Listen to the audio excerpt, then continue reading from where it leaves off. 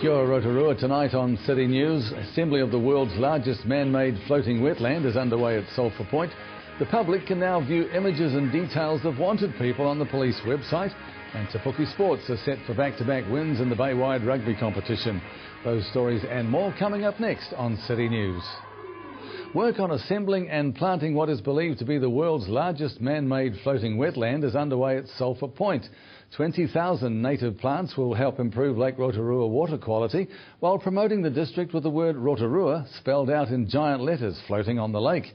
After several months of constructing the floating wetland, framework contractors commenced assembly of the structure last week.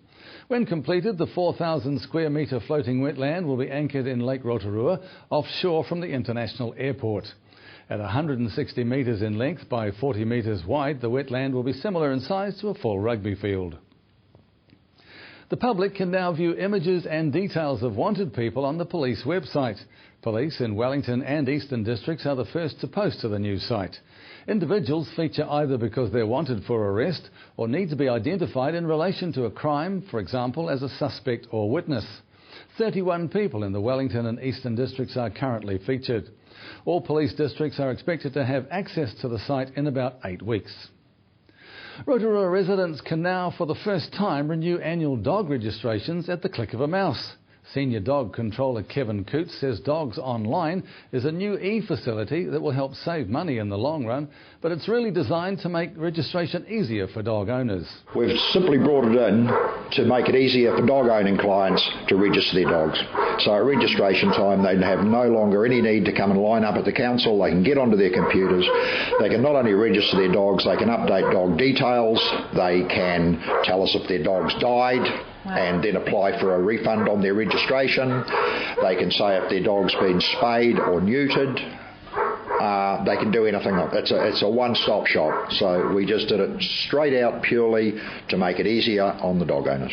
Now, when it comes to, providing dog owners with a little bit of incentive to jump online and sign up and get everything sorted, I understand there's some prizes going, so tell us about that. Well, there is a prize, and it's a good one. It is a kennel and run, dog kennel and run, valued at about $700.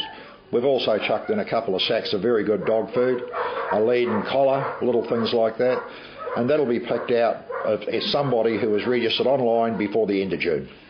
The latest edition of the Good Health Rotorua Directory has just been published.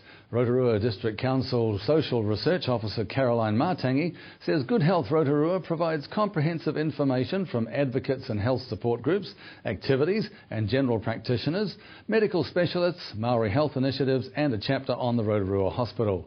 She says this year 3 new chapters have been added covering community resourcing, community centres and whānau ora providers. The director can be downloaded free from the Rotorua District Council website and hard copies purchased from the Council's Customer Centre.